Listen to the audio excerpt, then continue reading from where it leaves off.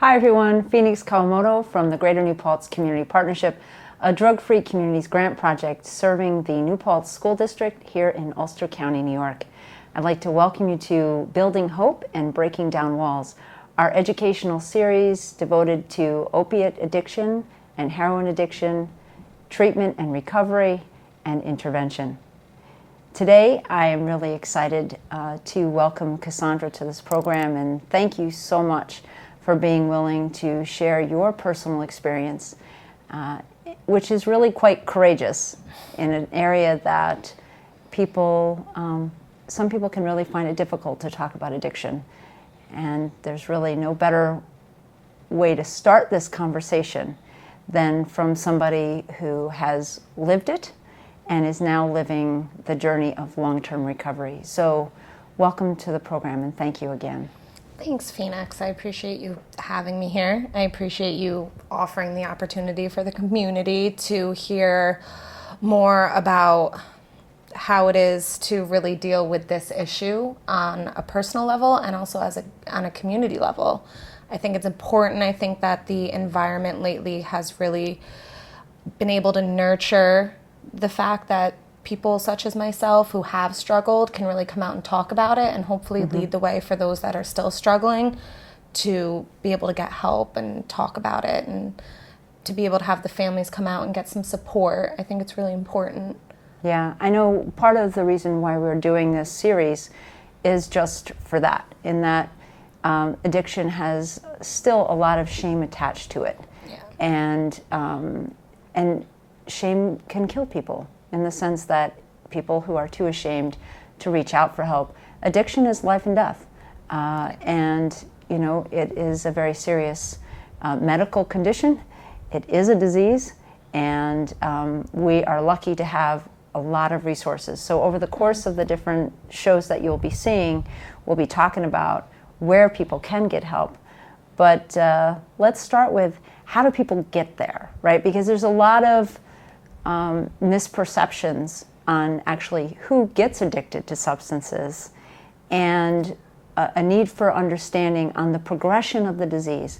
And as we're only going to have the opportunity to hear your story, and we know that everybody's slightly different, you know, depending on the substance they use, depending on the manners in which, you know, they get involved with it, but we can still learn a lot from what you have to share with us today. So take us back.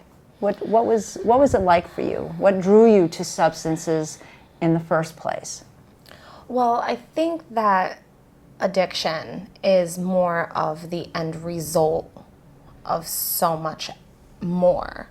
Everything that leads up to it is the main problem, and addiction's that end result. So that's why in recovery they focus so much on dealing with what led you to use in the first place. So it's different for everyone, and addiction and the disease of addiction is definitely unique to everyone. And especially with heroin and opiates, it does not discriminate against anybody. And I didn't grow up wealthy. I didn't grow up with, you know, I struggled. My family struggled. That is not the reason I started using, but I think that I personally felt like when I got to junior high, I had to surround myself with the people that made my problems seem normal. I didn't get along great with my parents. I didn't have strong family relationships. There was some messed up stuff happening there. So I decided to associate with people who made that seem normal, made that seem okay. So when you have broken family dynamics, it's not a very stable foundation for really a lot of positive things. So when you start to hang around a lot of kids that have issues at home, you start to see, and some of those issues might be drinking, some of those issues might be drugs. It becomes normal to you. It's a little bit about what got me to the point where I was like, you know what, maybe smoking weed's okay. So I'm in 7th grade and I'm experimenting with weed, and then I'm getting high every day, and then I'm drinking, and then I'm getting in trouble, and I became like the problem child. I felt like that wasn't even who I was, but it was just who I felt like I had to be to fit in with these kids I thought would accept me. And that really caused me to turn into a lot of partying at a really young age. And it would be like, instead of like, hey, do you want to go hang out at the park? It's like, hey, do you want to go smoke pot at the park? So now being in an environment where that was acceptable, and it made other things acceptable. So once you break that barrier and you're like, it's okay to get high in whatever way, shape, or form, it kind of opens that up for a lot of other things. And then that natural progression, by the time I was in 9th grade, I was doing ecstasy, I was doing cocaine, I was dropping acid and mushrooms, and it was just all totally fine. And I thought it was normal. And looking back, I realized that that was just normal for the people I hung out with. It wasn't normal in the scheme of things. And that was a huge revelation to me later on in life when I realized that, like, not everybody was doing it. And it wasn't the normal thing to do, and it wasn't the cool thing to do. So by doing all of that and hanging out with those types of kids, and me being that type of kid, just that problem child, you get put in a box, and it's hard to get out of that. Your teachers now think you're in this type of kid. The community thinks you're this type of kid. Your parents think you're this type of kid. And granted, I got really good grades the whole time. I mean, I showed up for school. I just showed up messed up. So, I mean, and then on the other side of things, people who wouldn't really think I would do drugs didn't think I'd do drugs because I still got good grades. Totally use that as a front, you know. So by the time I was like 16, I was doing everything else.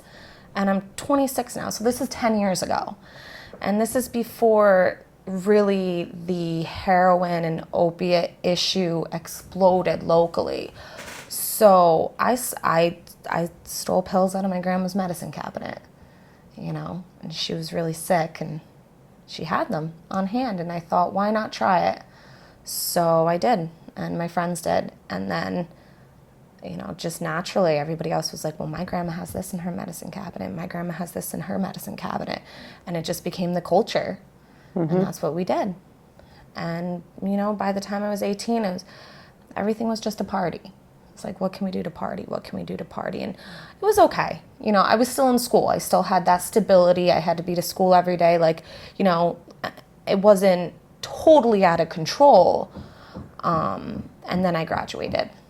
And then I had a lot of free time, and I had a full-time job. So there's money there. And I met a boy who was doing the same thing I was doing. And then you kind of get like this partner in crime. And we started doing a lot of pills. Now, I didn't know that you could get like addicted to pills. I didn't know that you could get sick if you didn't have them. I didn't know that there was withdrawal or anything. I was just doing it because I thought it was fun and I liked to get high, and I had a lot of things happening in my life and in my head and dealing with things, not dealing with things, that it was just better for me to go into that space. And I started getting really, really depressed and really just, I felt hopeless, and I didn't know why. Again, I didn't know it was the pills. I didn't know I was addicted, and I made an appointment with a psychiatrist, and I felt so sick that morning when I woke up, and I go in, and I just started breaking down and crying, and he's looking at me, and my eyes are watering, and I'm sneezing, and I'm snotting, and, you know, I didn't even have to tell him, and he just looked at me, and he's like, I think you're withdrawing. And he's like, do you do pills? Do you do opiates? And I just looked at him, and I was just totally blown away. And everything came together, and everything clicked. Everything came crashing down around me. And I was like, I'm a drug addict. Something I never thought I would be. Something I had no idea how I got there. How quickly it happened, I didn't know. And immediately, though, my mind went to a justification. I was like, oh, I'm addicted now. If I don't have them, I'm going to get sick. So now I just have to have them. I have to do this. It's whether, you know, I need them to function. I need them to function. And so, you know, I had moments where I'd be like, okay, I need to get help. And I try Suboxone, and I wasn't ready to stop. And there were moments when I was really ready to stop. And I'd try, and I'd try, and I would try, and I would try. Many times. And I might not have been doing, you know, pills, but I'd be drinking every day.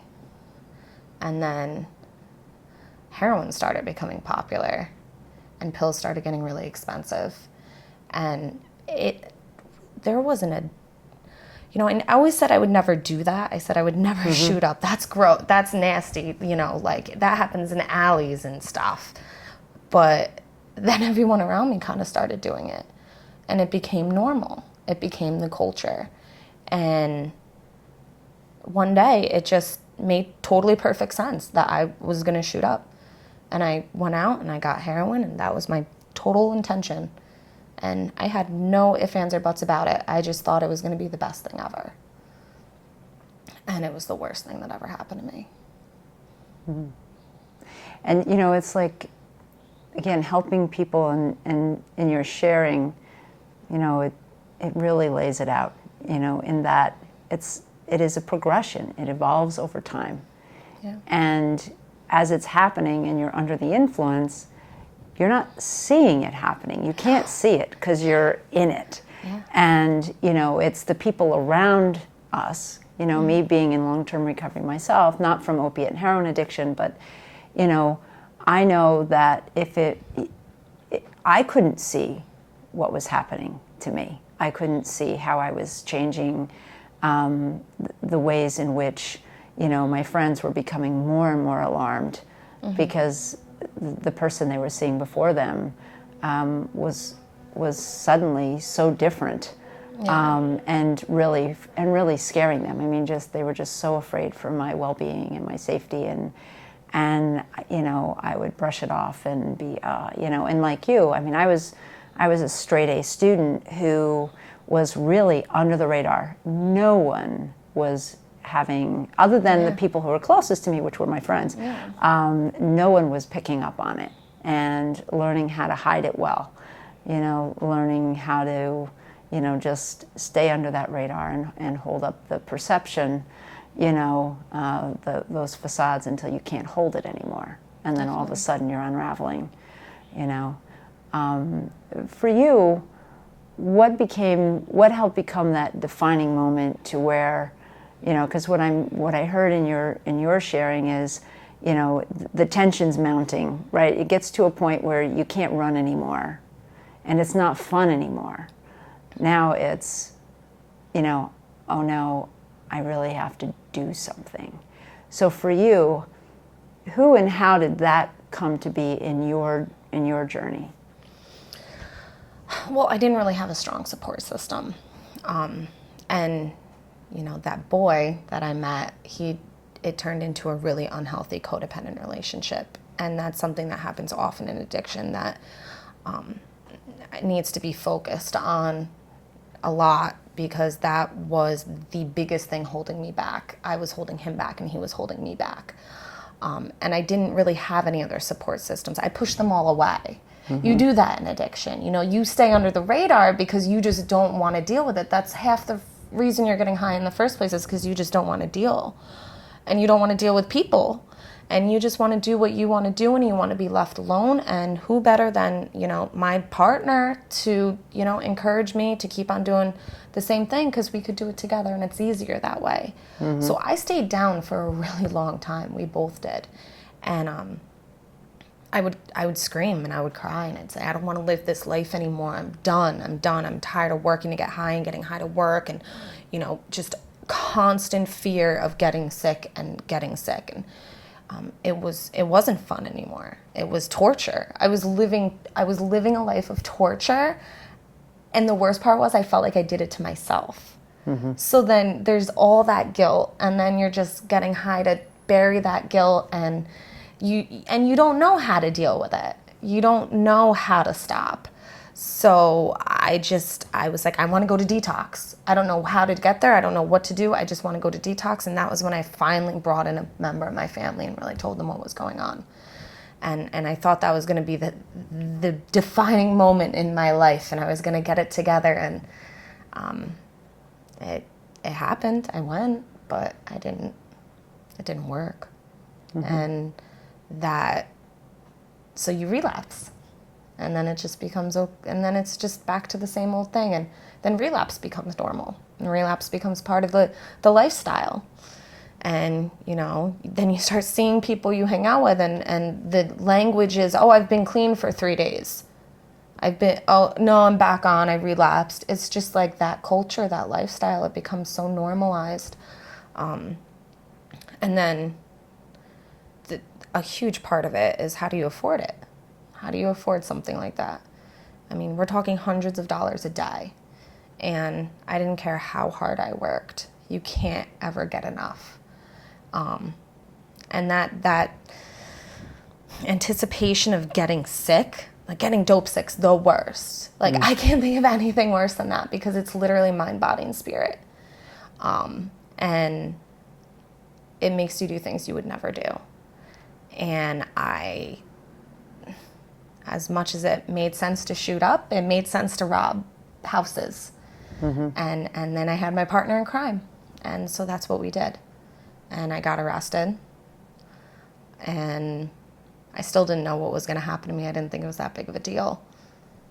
And it was, because I didn't leave a jail cell for 2.5 years. So that, it wasn't what or who. I didn't have a choice. I didn't have a choice.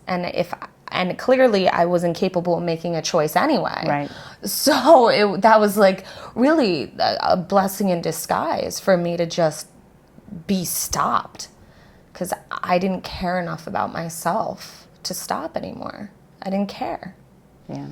And so I got arrested, and I got charged with burglary, and I got sentenced to 2 1/3 to 7 years. And then I was in county jail for 8 months, and then I was given the opportunity to go to like a military boot camp prison. So I did that, and that was 6 months of intense boot camp, extremely structured, intense exercise, routine. I mean, like the things you see in movies, like it was boot camp like that. Shaved my head, 3-minute showers. Like, it was really up at like 4:30 every morning. And I never thought those 6 months were going to end. I bet. And while you're there, though, they kind of like have these classes you have to go to. And I made a decision to myself. I said, I can either sit here and ignore what they're trying to tell me, or I can just take whatever I can in. And things started to shift. Once I realized that, like, I'm here no matter what. And the only way I get home is if I finish this. For the first time in your life, care enough about yourself to actually take what they're trying to tell you, teach you. And I did, and it changed me. It really did. I came out a totally different person. I came out a scared person. I came out fearful of myself. I came out weak, but I came out sober. Yeah. With the tools to stay clean. So that was the who and what. Yeah. Myself getting arrested. So, yeah. Yeah, and I think, as I'm listening to you, what stands out for me is how, what helps someone find their way into recovery can be extremely different depending on the person and what's needed at that moment in time for them. Yeah. And what what worked for you may not work for somebody else, and what worked for me, may not have worked for you, and the fact that we have so many different types of approaches. Yeah. One of our goals in this program is, really being able to help people know about the plethora of resources that are available. Yeah. And that it isn't recovery, as much as addiction isn't one size fits all, so is recovery isn't one size fits all. And to have as many different options available as possible is really a blessing and a gift. In that, okay, if this piece isn't working, please don't give up, because there are other ways and other approaches that might work for you. And, there's hope, and there's hope and help. And we really want to encourage people to do that. And it's not an easy process, No. And, but the rewards of the journey, so Totally so pay off. you step out, scared and vulnerable, because recovery, especially early recovery, is that scary place. We're looking at having to learn a whole new way of being in the world and with ourselves, and things that we didn't and couldn't feel at one point in our life doesn't mean they're not there to be dealt with once the drugs are gone. And coming to that place of, okay, what I ran from, I can't hide from now. So roll up the sleeves, here we go, we're going to start working on this. What's it been like for you post getting out of boot camp? And what's your life like now? I mean, I know a snippet of it, and I'll talk more about that, afterwards. But, what has it been for you? Well, I have a smile on my face, because it's sometimes I just sit with myself and I'm like, I'm in a place I never thought I'd ever go. I'd never thought I could get to. I mean, I'm doing things with my life now that seemed impossible when I was in that hole, when I was in that dark space. Because addiction breaks you down. It makes you feel totally incapable of doing anything but just being an addict. So your hopes, dreams, your ambitions, they don't matter. But when you finally get that clarity and you're sitting, and so when I got out, I couldn't even make a doctor's appointment on my own. I was like, I had no faith in myself. And I wallowed in that a little bit. But what it was fear. There's fear in recovery. There's fear of yourself. You're scared of yourself. You're scared that you're gonna mess everything up again, because you're so used to messing everything up. Everyone around you is used to you messing everything up. So you're just sitting there like, I didn't want to do anything because I just didn't want to mess everything up again. And I mean, I have to give credit where credit's deserved. If I didn't have my aunt in my life, I never, ever could be where I am now. And I can't thank her enough. She dealt with so much. She had no idea what to do, how to do it, but she did the best she could. And just knowing she was always there for me was so special. And she let me parole to her house, and she gave me a job. And slowly I started to get a little more confidence in myself. And every month I was clean, and every month I was sober. I was like, okay, so... I knew in my head, I was convinced I wasn't going to use, and that can be a scary place because sometimes you become overconfident, but I was just so terrified of where I was. I had every intention of not going back to that life. So after a while, and you're clean for a while, you become like, you feel more whole. You start to get a better sense of yourself and who you are and what you're capable of. And a year from the day I graduated shock and came home, I signed the lease to my first apartment, and I was crying. I was shaking. I was like, and in my head, I was like, I'm gonna, what if I mess this up? What if I relapse? I'm going to lose my apartment. I'm going to lose all my stuff. I shouldn't buy that much stuff. It was just like, your mind plays games with you, and that fear plays games with you. And I just remember realizing, and I did a lot of self-work, and recovery is work. And it's dealing with the things that led you there in the first place. So I could finally look at my emotions and kind of identify them and feel them. And I was like, I'm scared of myself right now. And I shouldn't be, because I know I'm better than this. So once I identified that, and I was like, okay, so I'm gonna go get my KSAC now. So I wanted to become an alcohol and substance abuse counselor. So I finished my course for that. And then, I'm going to go back to college. So I went back to college. I'm going to save up and I'm going to buy a new car. And I did that. And just piece by piece, those barriers kept on getting broken down. And I got a little more confident in myself and a little more confident in my recovery. And now I feel unstoppable. It's a really great feeling. Yeah, it is a great feeling. So I'm just grateful that it's crazy, but I'm so glad I got arrested.